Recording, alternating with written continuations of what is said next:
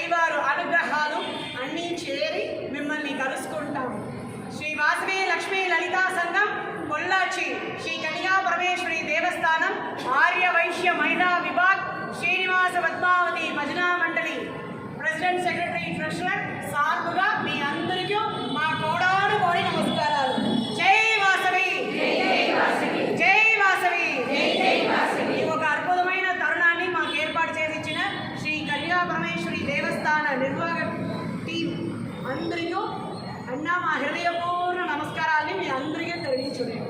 Jai Vasavi.